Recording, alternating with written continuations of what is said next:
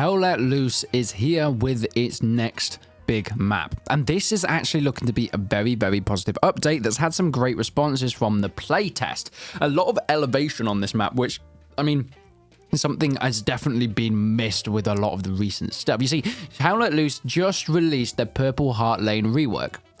Did it work? Kind of. It stopped people from randomly drowning within the marshes, but it still is not really in rotation of any of the more public servers, so I don't know, people still aren't playing it. But the Battle of Foy is one of the most popular maps because it's part of the Battle of the Bulge. It's a snowy map, and now we've got an expansion kind of to it. Another battle in that time, the Battle of Elsenborn Ridge. This occurred from the 16th to the 26th of December 1944 in Belgium. The Germans aimed to capture key roads leading to Antwerp, yet American forces, primarily the 99th and 2nd Infantry Divisions, held firm on Elsenborn Ridge, despite being outnumbered and facing heavy attacks. The terrain, American artillery superiority, and innovative tactics such as proximity-fused shells helped the US forces repel the assault. It was the only sector where the Germans failed in advancing through the Ardennes offensive. The Germans had launched the Ardennes offensive in mid-December of 44,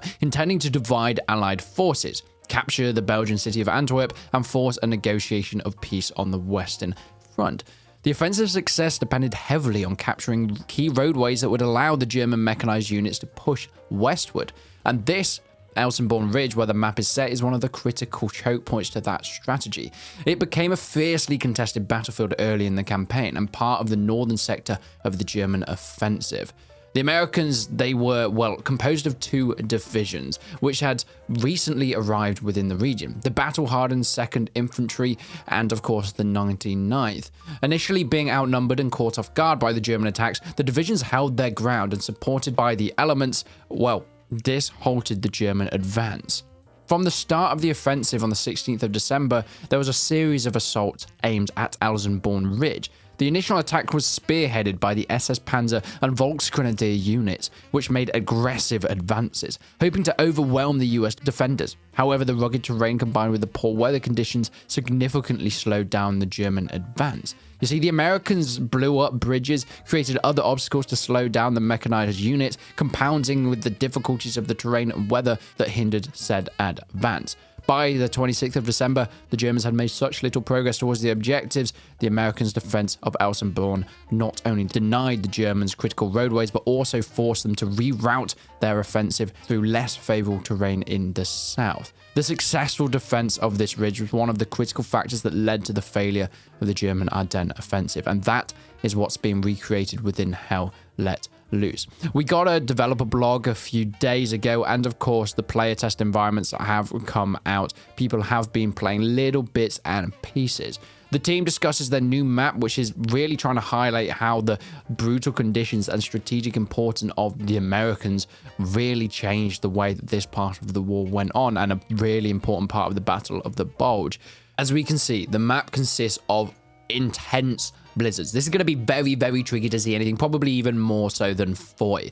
There is trenches that the infantry can move through that are already placed down, and of course the roadways for the mechanized Germans to try and make their advances. Now, it's going to be placed across all the game modes, so it's not just going to be an offensive push-pull, that kind of thing, but there is going to be the front lines and all that kind of thing. One of the main areas of attention is the gun battery, which of course is a sandbagged area with those American guns on there. They are so important to defend, and this is going to be one of the first places that the Germans come up against, with trenches surrounding and of course a few buildings, sandbags, and those all-important forests. It's going to be something that is hard enough to push through without any mechanized infantry. However, with the snow and the blizzard, that's going to be used as cover along with your smoke artillery and other such cover for the Germans. Farahilde Farm, though, is another more urban environment. It is, of course, encased with buildings. There's a lot of stuff that still isn't enterable, much like a lot of Hell Let Loose, but As we move through to the fuel depot, we get more of a maze of trenches and barricades, walls and buildings, a long barn house there, of course, and places for you to put up your MGs, with the checkpoint as well going to be a huge factor. Now, all these look like really cool locations and kind of a little bit more varied of what we've had in the past with Hell Let Loose. I really am liking the way that this map is starting to look. Not only this, but there is enterable buildings with fully furnished interiors.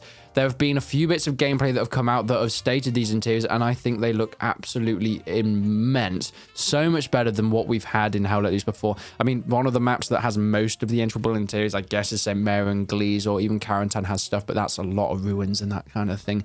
So actually having houses that we can go into that have been better designed, I think is a great bit of progress. Now, unfortunately, I don't see this coming onto most of the other maps anytime soon, mostly because, well, I think this is down to the fact that there aren't too many buildings within this whole map because, well, it's mostly farmland.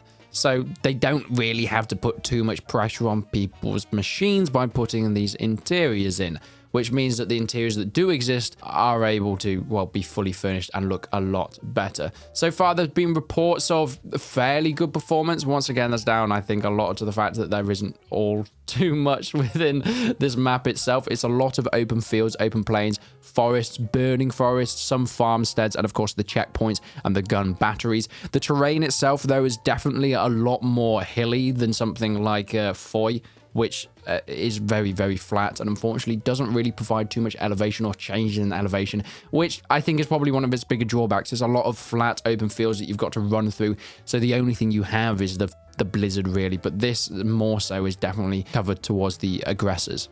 Now, I think this is going to be our best implementation of the new dynamic weather system, where the weather can actually change throughout your map. As mentioned, this is going to be a very snowy map, and there's going to be blizzards in there, which is completely going to affect the way the game plays, but these can clear up. It's going to be less stormy at some point, or even start to part the blizzard, and that means that there'll be points where you might be out in the open, the weather starts to change, and all of a sudden you have so much less cover than before. Now, the reports have been that there is a little bit of lag spiking on the dynamic weather changes when it goes from one state to another. Hopefully that's something that's fixed, because whilst it's really cool to have dynamic weather and for it to change throughout your gameplay, I'm not going to be a huge fan if it starts affecting performance. The map looks absolutely gorgeous visually, though. I think it's one of the better looking maps that we have. And the snow maps are always great, but what it does mean is you've got to make sure you've got your snow camos on. The amount of times that I see people in their forest or urban camo in the snow and they stick out like a sore thumb, and obviously the same the other way around. People that wear white helmets and snow camo